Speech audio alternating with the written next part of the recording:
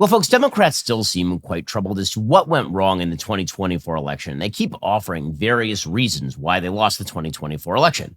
Those range from the failure of the meritocracy, according to David Brooks, to the utter disconnect of the American people, their racism, their sexism, their bigotry and homophobia, all of it. Well, the latest explanation comes courtesy of Kamala Harris's advisors. According to the Washington Post, senior officials with Vice President Kamala Harris's presidential campaign say her defeat stemmed primarily from dissatisfaction among voters about the overall direction of the country and discontent over inflation and the economy, arguing those headwinds proved too strong for Harris to overcome in her sprint to Election Day. So, again, the idea here is that the Democratic Party platform is totally fine. It's just exogenous circumstances that change the math on the ground. It's just because of inflation, which nobody could control. It's just because of the stagnant economy, which is that really Joe Biden's fault? And it's because the American voters, they're just in a bad mood. And because they were in a bad mood, it was time for Kamala Harris to go. And this is a very convenient explanation for Democrats because it means they don't have to change anything. According to the Washington Post, officials credit President-elect Trump with success in targeting and turning out sporadic voters and using new media sources to speak to them, especially younger men. They acknowledge Democrats now appear at a disadvantage in their ability to use these newer channels, such as personality-driven podcasts and websites, presumably shows like this one. And again, this is a very convenient explanation. The idea here is that if only Kamala Harris had been cool enough to go on Joe Rogan, she probably would have won. If Kamala Harris or any other Democrat had gone on podcasts, that would have been the end of the story. Donald Trump would not be the president-elect. Now, all this feels like whistling past the political graveyard because, again, it is a refusal to deal with the underlying factors that led to the Democrats getting shellacked across the country. Instead, they're looking at external factors. They're looking at their own inability to go on podcasts, things that are easily fixable or not under their control, which means that they really don't have to do anything big. They don't have to shift tactics at all in order to change direction of their party. Campaign chair Jen O'Malley-Dillon said in an interview, quote, "There are certain things we're looking at to understand if we made the right call, but fundamentally, there wasn't just one audience of voters that would have impacted this or one program. The headwinds were just too great for us to overcome, especially in 107 days. But we came very close to what we anticipated, both in terms of turnout and in terms of support." So actually, they did an amazing job. They did an incredible job. And it's not because they're totally disconnected from the American public. It's actually just that, again, the American public, they were in a bad mood and Kamala Harris felt the brunt of all of it. Well, you're getting this same sort of sense from the so-called resistance. There's a big article in the New York Times talking about how Trump resistance is encountering fatigue. It turns out that all of the ladies who went out there in hats during the first Trump administration and protested the Trump administration, well, they're a little frustrated because they're not sure quite what to do. According to the New York Times, quote, "The first Trump presidency spawned the largest protest the country had seen in half a century. But not everyone wants to participate in another 4 years of mass movement work.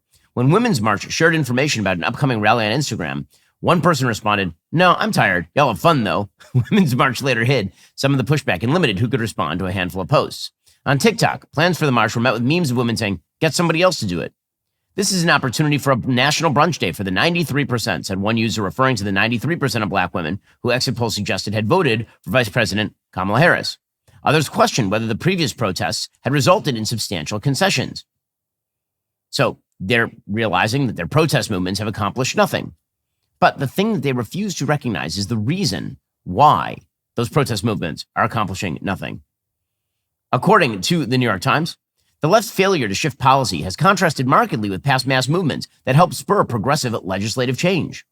The stark difference is in keeping with a sharp global reversal in the power of mass action, according to some political activists. At the beginning of the century, about 2 in 3 protest movements around the world could show measurable success, versus only 1 in 6 today, according to researchers at Harvard.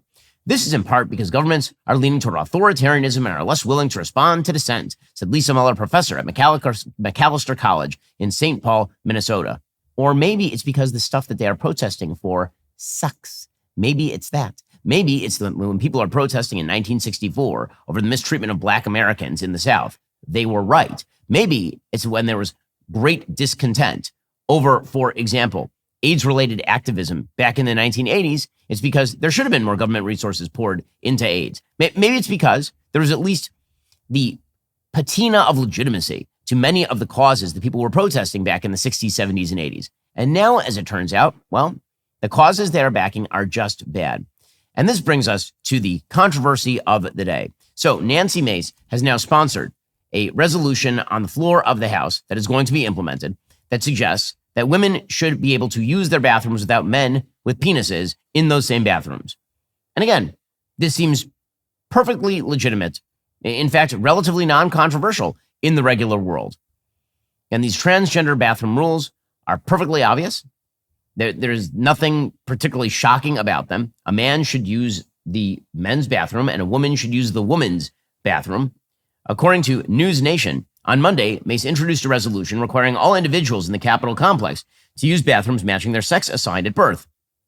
A move that has sparked controversy because a new representative-elect who calls himself Sarah McBride, but is in fact a biological male, is upset about all of this. The measure charges the House Sergeant-at-Arms William McFarland with enforcing the ban. It's unclear how the House's chief law enforcement officer would determine who can and cannot use Capitol facilities. So, again, this was supposed to be included in the rules package for the 119th Congress. If the bill is not included in the rules package, then Nancy Mace would force a vote on the legislation.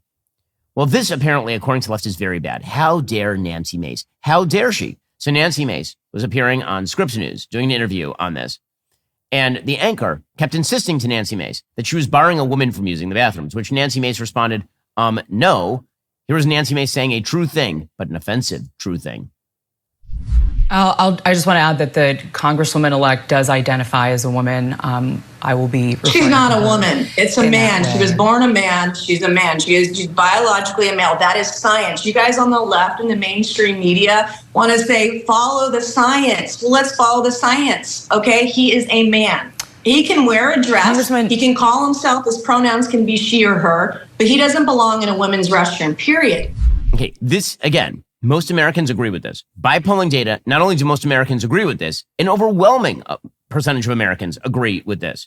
According to a recent poll, biological males who identify as female should not be allowed to participate in women's sports. That used to be a 60% proposition. That is now a 75% proposition. This is the Napolitan News Service, a poll conducted in mid-November. Should biological males who identify as female be allowed to use women's locker rooms or bathrooms? 75% of Americans say no. That is a 3/4 proposition. You know how few political propositions in America are 3/4 propositions? There are very, very few. Americans disagree about everything 50-50. A 75-25 proposition is what you call a political winner. Should it be against the law for doctors to provide puberty blockers, cross-sex hormones, and gender transition surgeries to gender dysphoric minors? 72% say yes. By the way, these are all massive shifts in public opinion. Okay, it has now become acceptable to say what everyone knew was baseline truth. These are huge numbers. By the way, when we say 75% of Americans say that women should not be participating in men's sports and vice versa, it's not 75-25, it's 75-13. 12% say they don't know.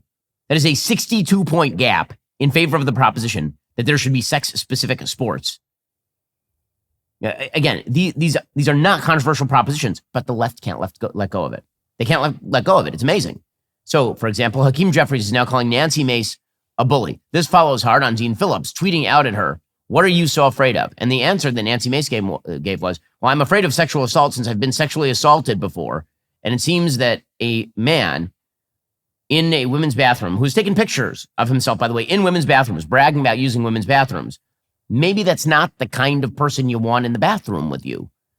I mean, does that seem unreasonable? But here's Hakeem Jeffries suggesting the real problem here is Nancy Mace and company, of course. This is what we're doing.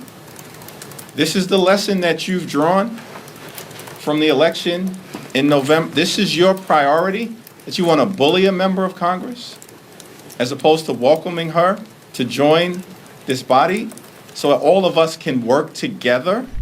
Well, I mean, the priority is truth and protection of women.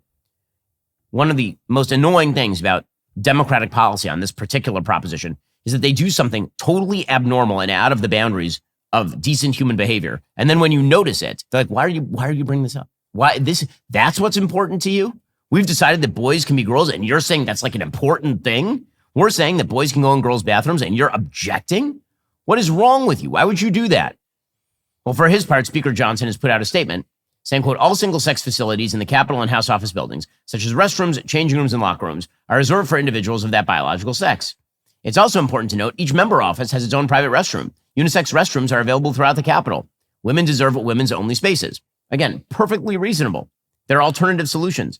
Well, folks, despite the left trying to pretend this isn't a major issue, it turns out that, whether boys are girls and vice versa, that actually is a major issue. It's not the only major issue in the country. One of the most significant issues is our national debt. The fact is, and this is important, our nation is broke. That debt is a house of cards that simply cannot be quickly dismantled. For as long as the economy sits on top of that house of cards, the strategy remains the same. You need to diversify your savings. That's exactly why I buy gold from Birch Gold. Look, there are so many things out there that are completely out of our control. That's precisely why you want a safe haven for your savings. Birch Gold Group, my gold company, will help you convert an IRA or 401k into an IRA in physical gold. Here's the best part. It doesn't cost you a penny out of pocket. Remember, it only takes the removal of one card for this whole house of cards to fall, so protect your savings with gold. Text PEN to 989898. Get your free information kit. Right now, through Black Friday, you'll receive a free 1-ounce Silver Eagle for every $5,000 purchased. As the exclusive gold partner of the Daily Wire for the past 8 years, you can trust Birch Gold the way I do to help you protect your savings. Text PEN to 989898 today, and then ask all of your questions. Get all of them answered, and then think about diversifying with my friends over at Birch Gold. Again, text BEN to 989898 today to get started. Also, the holidays are here, folks. Everyone is focused on buying gifts for others. Let me tell you something. You're forgetting the most important other. Well, it's not other. It's just you. And what better gift than the objective improvement of your sleep quality with the finest sheets available on the free market? I've been using Bull & Branch sheets in my own home. I can tell you from personal experience, these aren't just any sheets. They're made with the finest 100% organic cotton. Unlike government programs, they actually improve over time, getting softer with every single wash. The breathability, the luxurious softness, it's exactly what you need after a long day of destroying leftist arguments with facts and logic.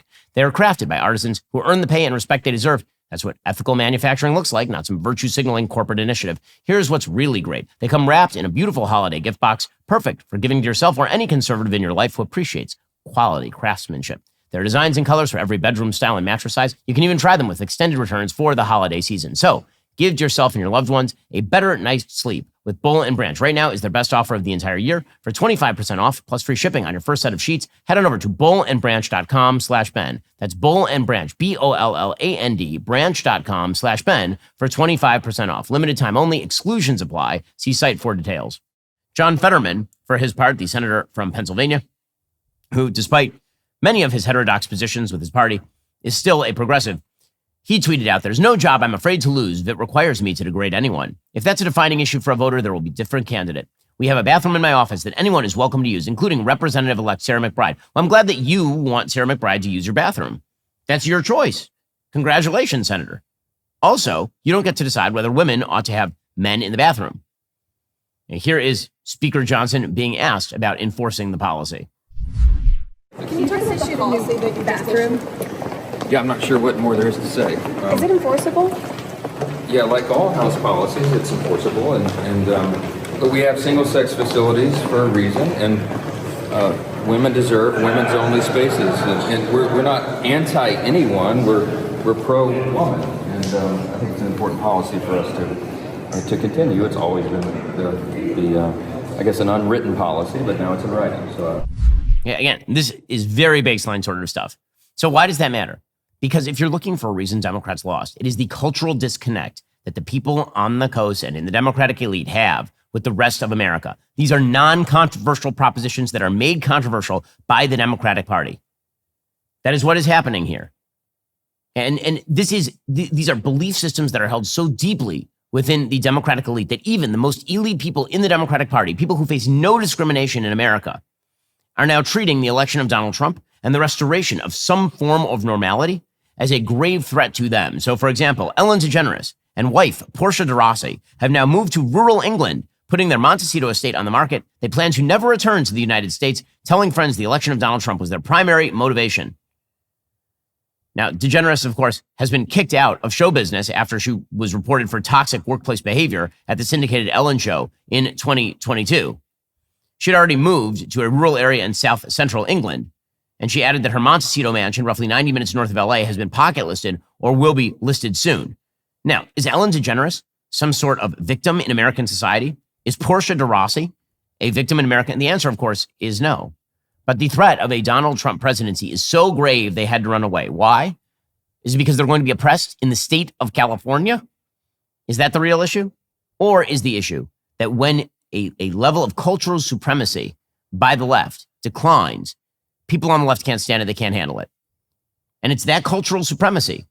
It's that implementation of a value system so different from traditional Americanism that has gotten everybody's goat. And this election was a backlash to it. And Democrats cannot abandon it.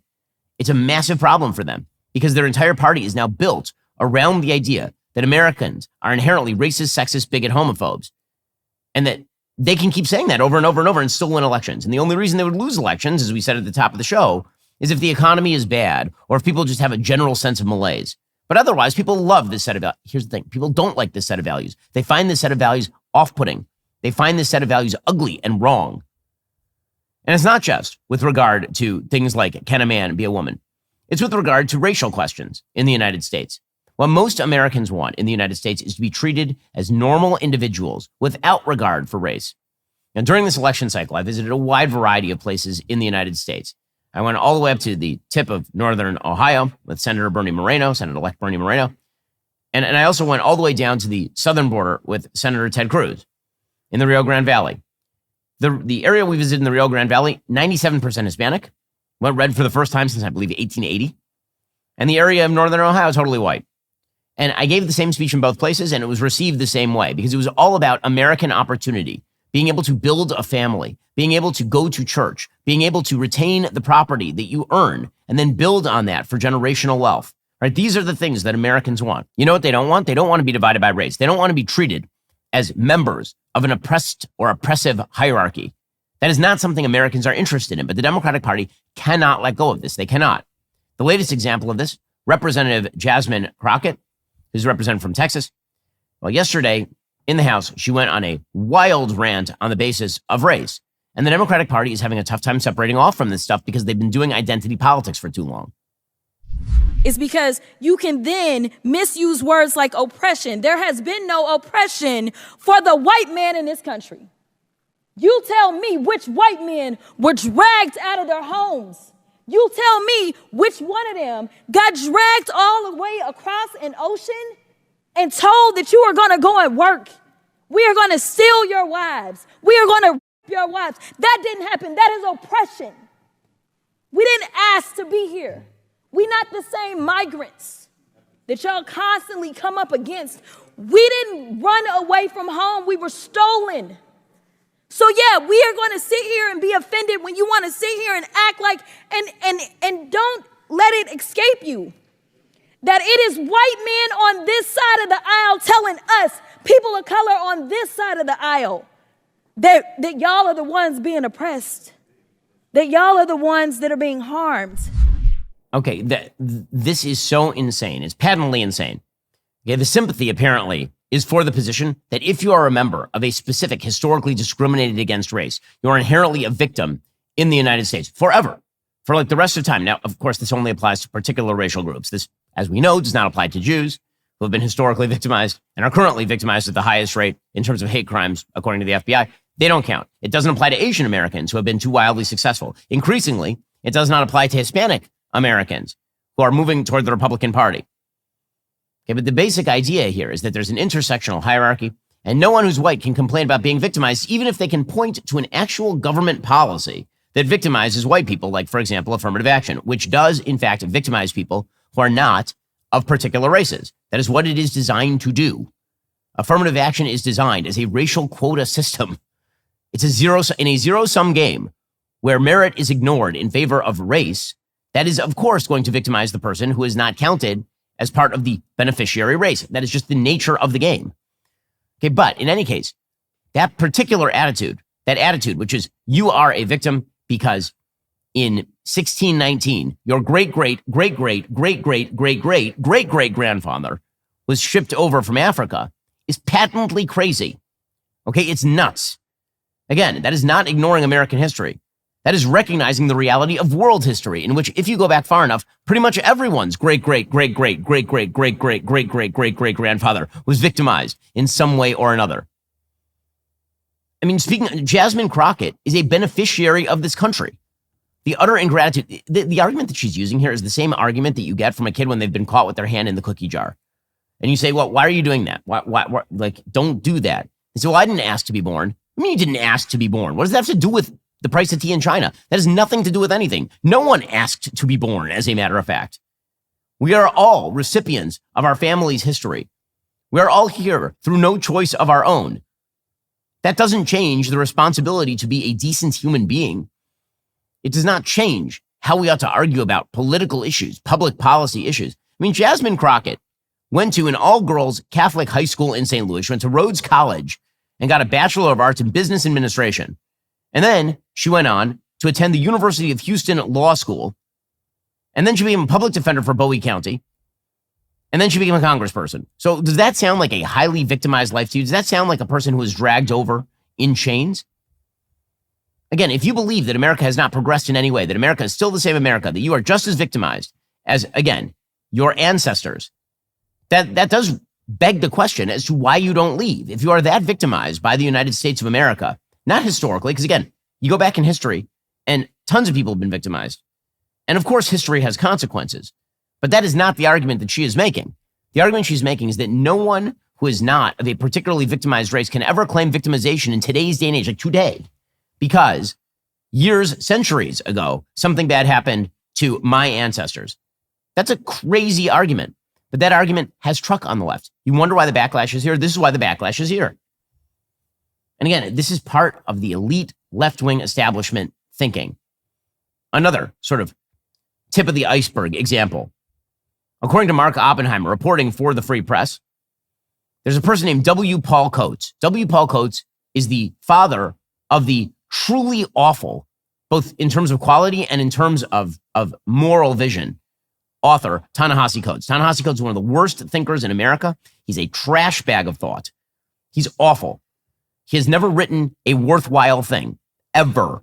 I've read a lot of Ta-Nehisi Coates. I'm still searching amidst the ruins, the wreckage of his rhetoric for some sort of coherent and cohesive moral thought that doesn't just boil down to, if you're a member of a victimized group as I classify it, that means you can do no wrong. And if you're a member of an oppressive group as I classify it, that means you can do no right. That is the basic logic of Ta-Nehisi Coates, who is in fact a moral idiot. In any case, his father is now receiving an award from the National Book Award. He's giving an international a National Book Award. What exactly does he do? Well, he's the publisher of a wide variety of books, including a book called The Jewish Onslaught. According to Mark Oppenheimer, he is a purveyor of anti-Semitic and homophobic tracts. He has promoted writing that in the parlance of our time is problematic, advancing pseudoscience while demeaning Jews and gays, among others. On September 4th, the National Book Foundation, which gives out National Book Awards, announced the Literarian Award for Outstanding Service to the Literary Community, which is essentially a Lifetime Achievement Award, would be given to W. Paul Coates, who is the father of Ta-Nehisi Coates.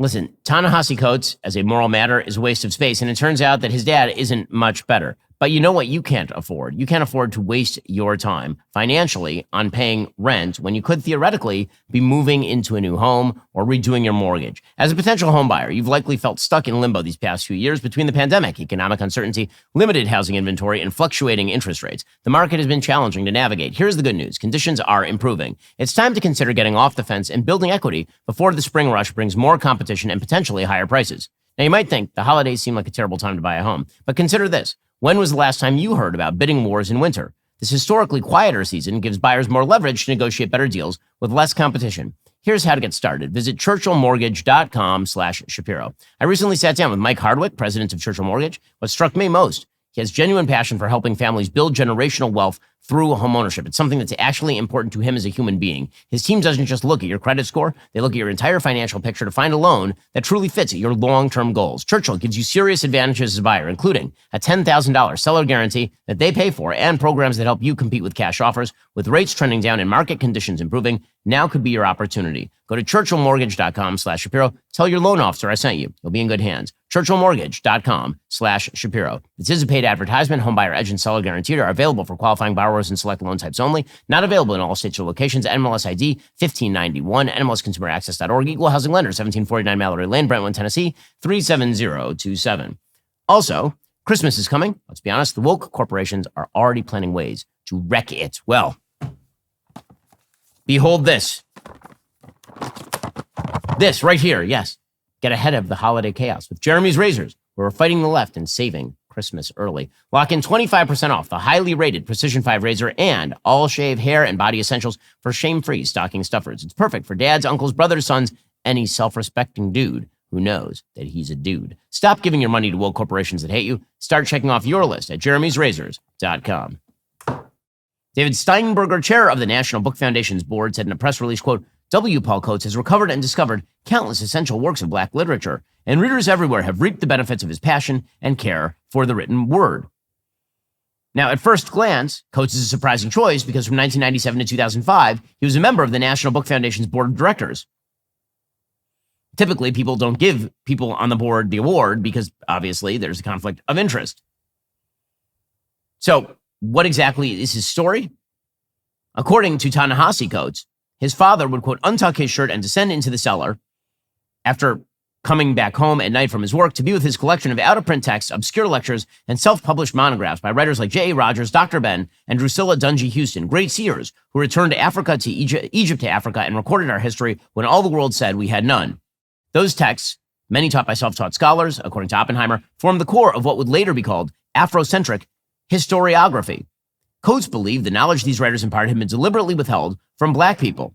Ta-Nehisi says, quote, from the day we touched these stolen shores, his father would explain to anyone who'd listen, they'd infected our minds. White people had forged a false knowledge to keep us down.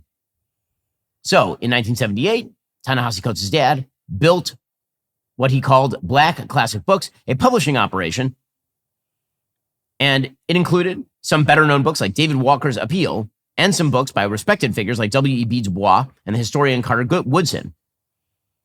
But on September 27th, Jewish Insider published an article by a reporter named Matthew Castle with the headline, Paul Coates, father of journalist Ta-Nehisi Coates, republished anti-Semitic screed, The Jewish Onslaught. Apparently, into Black Classics online store, Coates had added The Jewish Onslaught, which is a book by the late Wellesley professor Tony Martin. Martin was notorious in the early 1990s for assigning to his students the Nation of Islam text, The Secret Relationship Between Blacks and Jews, which accused the Jews of monumental culpability in slavery and the Black Holocaust. Henry Louis Gates, who is no conservative, did a New York Times article in 1992 calling that book one of the most sophisticated instances of hate literature yet compiled. Coates refused to answer questions about his inclusion of The Jewish Onslaught on Black Classics list. Black Classic was republished a number of books from Majority Press. That's the press that Tony Martin founded, including works by and about Marcus Garvey. And then apparently, after the reporting, Black Classic removed The Jewish Onslaught from its online store. Okay, but there's a bunch of other problems. They also published a book called The Osiris Papers, Reflections on the Life and Writings of Dr. Francis Cress Welsing. This is a collection of essays celebrating the late psychiatrist Francis Cress Welsing, who around 1970 began advancing the theory that racism in white people is correlated to lack of melanin in their skin. That same book, by the way, says that homosexuality was imposed by white people on Black men. But there are a bunch of other books here that are just trash. This person was now given a National Book Award by the National Book Foundation because this is the morality of the left. Because when it comes to how to dole out sympathy, sympathy is doled out on the basis of pseudo-victimhood status. If you're a man who wishes to go into a women's restroom, you are a victim of American society, and we have to pour out our empathy copiously upon you.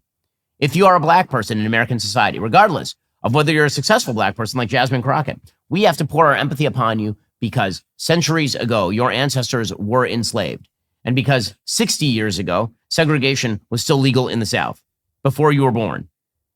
Now, it turns out most Americans are not up for this. They're just not. You know where they want empathy poured? They want empathy poured on actual victims. They want empathy poured on victims of crime. They want empathy poured on people whose jobs have been lost thanks to bad government policy. They want empathy for the American people writ large. They're not interested in sectarian empathy. That is not something that the American people are up for. And so, for example, the left has decided that Tom Homan, who is Donald Trump's new chosen border czar, is a very bad man. He's a very bad man because he's going to engage in deportation of illegal immigrants.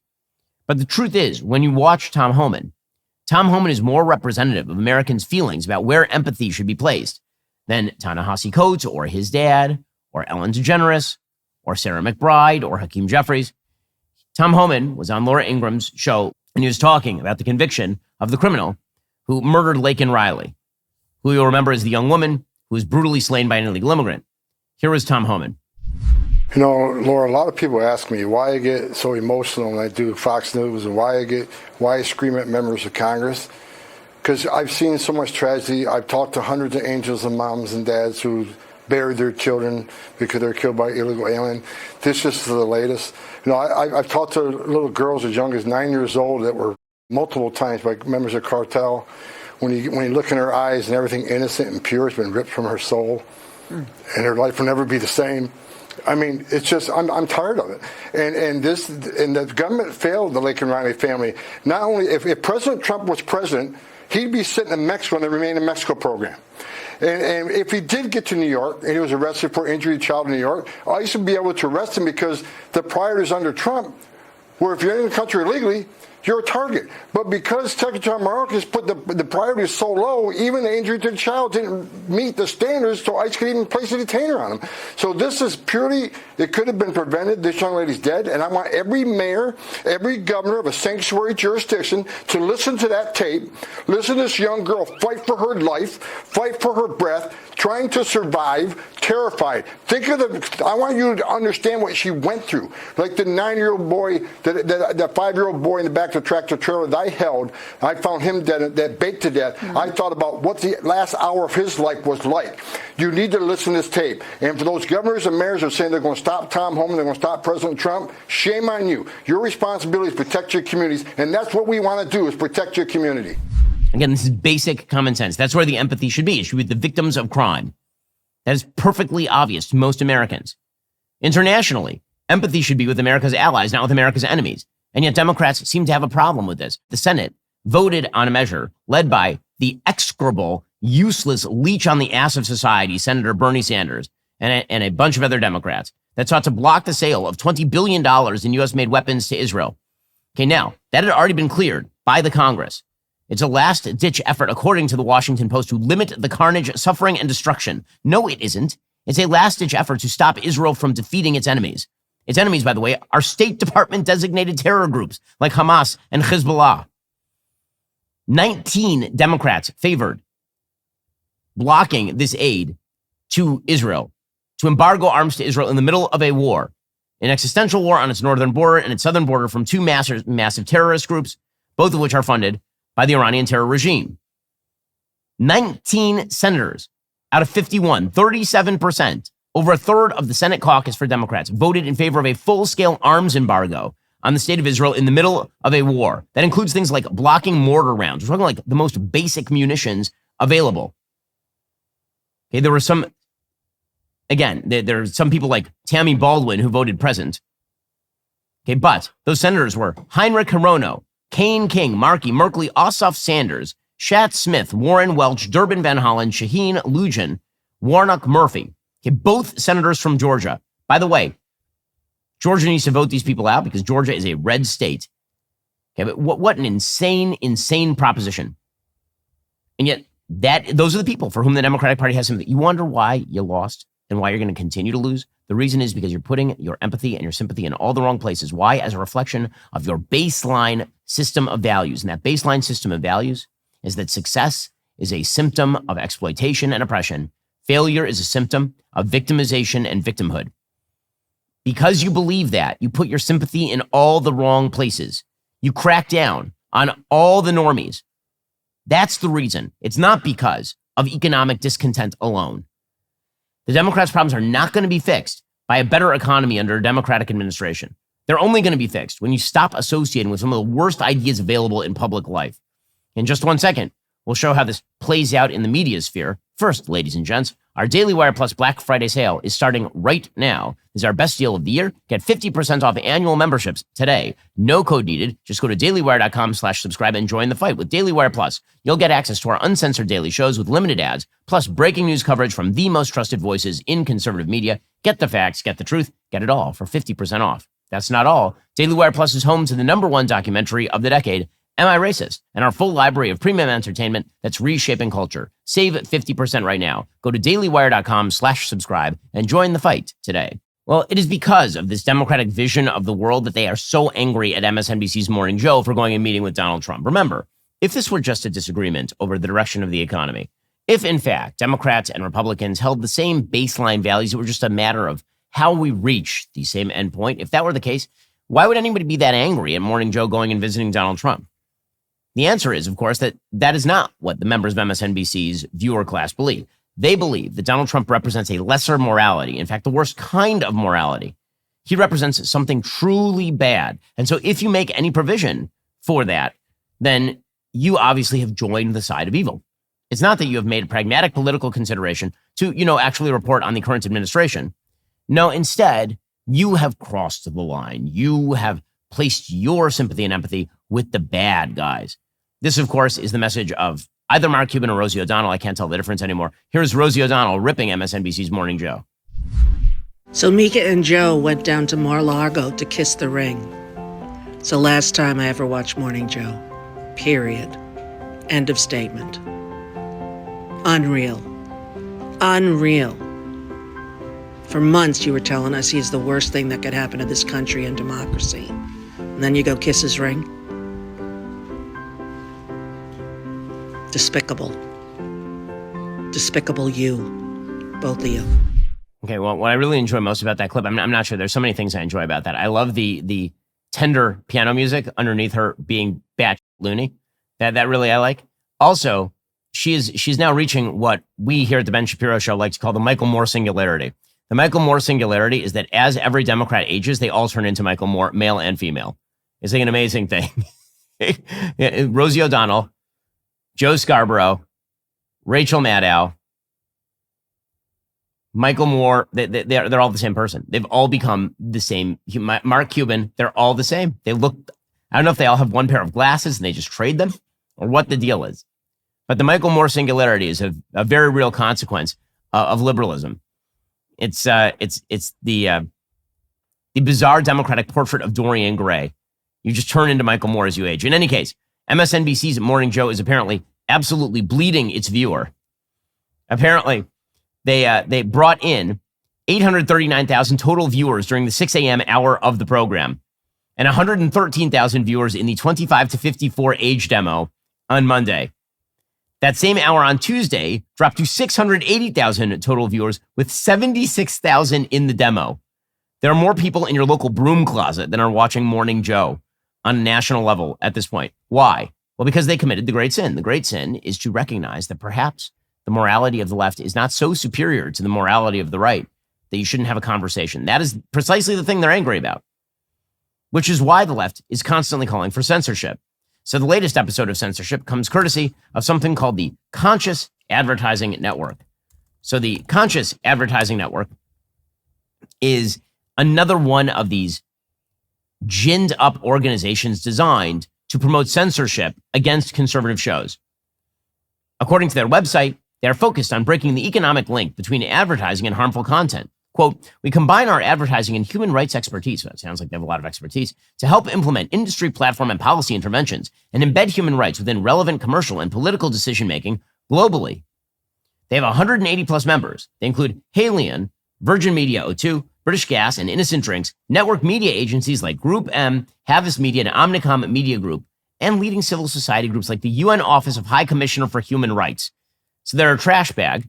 And they basically put pressure on advertisers not to advertise on things they don't like. They want censorship. Here, for example, was at a UN conference, one of the leaders of the Conscious Advertising Network, a person named Alex Murray, talking about how what we actually need now is full-scale censorship on climate issues.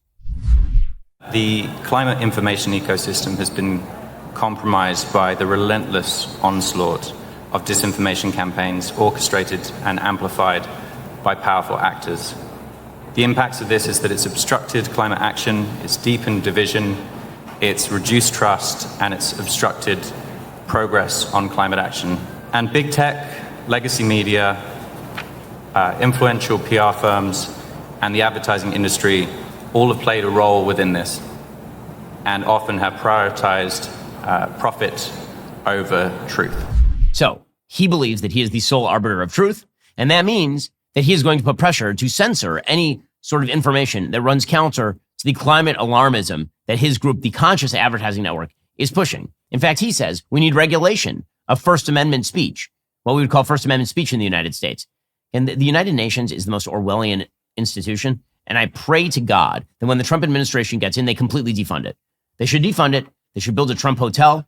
I don't care what they do with the land. They can turn it into affordable housing. That is the UN, the Mos Eisley of international politics, a wretched hive of scum and villainy, needs to be torn down to its roots. They need to salt the earth. Anyway, here's this schmuck talking about how they need democratic regulation of the First Amendment, which is usually one of the things we tend to call tyranny here in the United States. We need democratic regulation of this as well. We need measures which increase transparency.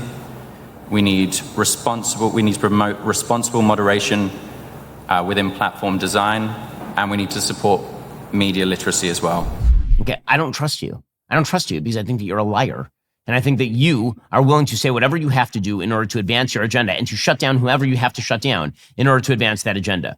That, too, is something we're rebelling against in the United States. You want to know why the Overton window has blown wide open? The reason is because y'all shut it up so tight that nobody could get through.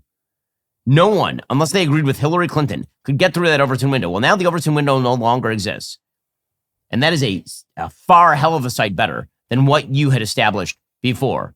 Now, speaking of people who helped to blow up the Overton window, Elon Musk continues to unveil win after win. Elon Musk is, of course, going to be heading up with Vivek Ramaswamy the so-called Doge plan to reform government. They have a piece in the Wall Street Journal talking about how they are going to push back against the rules and regulations promulgated by unelected bureaucrats. They say, quote, President Trump has asked the two of us to lead a newly formed Department of Government Efficiency, or DOGE, to cut the federal government down to size. The entrenched and ever-growing bureaucracy represents an existential threat to our republic, and politicians have abetted it for too long. That's why we're doing things differently. We're entrepreneurs, not politicians. We'll serve as outside volunteers, not federal officials or employees. Unlike government commissions or advisory committees, we won't just write reports or cut ribbons. We'll cut costs. We're assisting the Trump transition team to identify and hire a lean team of small government crusaders, including some of the sharpest technical and legal minds in America. This team will work in the new administration closely with the White House Office of Management and Budget. Speaking of which, President Trump is looking at the return of Russell Vought to be his new head of the White House Office of Management and Budget. He'll be a great partner for Musk and Vivek in cutting all sorts of useless nonsense from the federal budget. Vought, of course, led the OMB during Trump's first administration. He's expected to meet with Trump about the job Wednesday at Mar-a-Lago, according to the Washington Post. So again, it's been widely reported that he's going to bring him back. That would be a very good move by President Trump to move toward achieving what Vivek and Elon are trying to do right here. According to Vivek and Elon, DOGE will work with legal experts embedded in government agencies aided by advanced technology to apply the new Supreme Court rulings that overruled the Chevron doctrine, which basically gave unlimited discretion to administrative agencies to adjudicate their own rulings. They're going to apply these rulings to federal regulations enacted by such agencies. DOGE will present this list of regulations to President Trump, who can, by executive order, immediately pause the enforcement of those regulations and initiate the process for review and rescission. This would liberate individuals and businesses from illicit regulations never passed by Congress and would stimulate the United States economy. And all this is very good, and it's just an indicator of the kind of changes that are coming to Washington, D.C. Okay, meanwhile, President Trump is making some other strong moves. He is thinking seriously about nominating our friend Marty McCary for his FDA pick, which would be a great pick. Marty McCary was sort of our go-to guy during the COVID pandemic on all things scientific and informational. According to Bloomberg, McCary is seen as the leading candidate to run the FDA. He's a pancreatic surgeon at Johns Hopkins Medicine, and he's a health researcher whose latest book focuses on questioning medical orthodoxy on topics from peanut allergies to antibiotics. McCary has not yet responded to a request for comment, but apparently Carolyn Levitt said President-elect Trump is making decisions on who will serve. Those decisions will continue to be announced by him when they are made. McCary would be excellent. He would be really, really good. Again, we've had him on the program repeatedly. He is, a serious scientific voice. He was a skeptic of much of the conventional wisdom with regard to COVID. He'd be an excellent pick. President Trump is also apparently aiming to restore the Keystone XL pipeline deal. So this is a big deal during his first administration because Obama had killed it, and then he put it back in place, and then Biden killed it. And Trump campaigned on reopening Keystone XL this time. He said, I don't understand. We killed Keystone XL, and we allowed the Russians to open Nord Stream 2, which helped facilitate Russian entry into Ukraine because they had more leverage over natural oil and gas in Europe. Well, now Trump is looking, as always, to increase American production in the oil and gas industry. According to Politico, Trump believes declaring the 1,200-mile Canada to Nebraska crude project back on the table would drive the pro-oil message he delivered in his campaign. Now, again, the pipeline's permit to cross the U.S.-Canadian border was first rejected by Barack Obama, and then Trump reversed that, only to have that reversed again by Joe Biden in 2021. Calgary-based TC Energy no longer owns the pipeline system that the Keystone XL was intended to complement. Portions of the pipeline TC Energy had put in the ground in both Canada and the United States have already been dug up. So again, local permits would have to be acquired. But this just shows you how orientation toward energy changes actual action on the ground. You want to know why there had been a cut down on productivity in the oil and natural gas industry under Joe Biden? Because he kept telegraphing that he hated it and wanted to phase it out. There are not enough oil refineries in the United States, and no one's going to build a new oil refinery if they believe Democrats are going to come in 5 minutes from now and then promptly shut down the oil refineries. It makes no sense. Trump instead is opening the floodgates on all of that. Okay, meanwhile, again, I'm a believer that more information is better. The American people deserve to know about the people who are serving in their cabinet. And this is why there's a police report that's now been released about Pete Hegseth. There's an allegation made about Pete Hegseth, who is President Trump's nominee for Department of Defense. And it provides graphic details, according to the New York Times, about a sexual assault accusation against Hegseth. And honestly, the document is illuminating in a variety of ways, including the fact that it lends credence to Hegseth's contention that actually he was not the person at fault in this particular incident. So if you read the New York Times report on this, according to the report, the woman whose name was withheld told the police she ended up in Mr. Hegseth's hotel room after he spoke at a conference in October 27, hosted by the California Federation of Republican Women at the Hyatt Regency Monterey Hotel and Spa.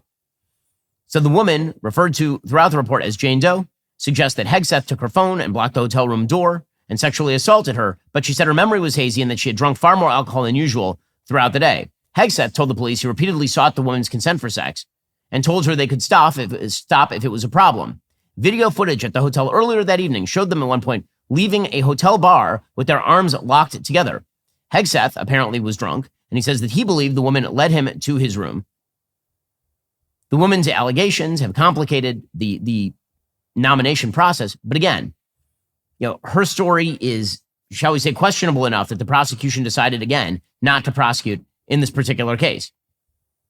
In fact, she told the hospital nurse that she believed something might have been slipped into her drink, but again, the evidence just was not, she only visited a hospital 4 days later.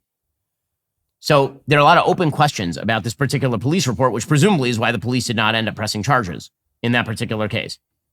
Information is useful in these cases. More information is more useful. Alrighty, guys, coming up, we'll get into the latest from Ukraine, where honestly, people are getting over their skis talking about World War III. If you're not a member, become a member. Use code Shapiro. Check out for 2 months free on all annual plans. Click that link in the description and join us.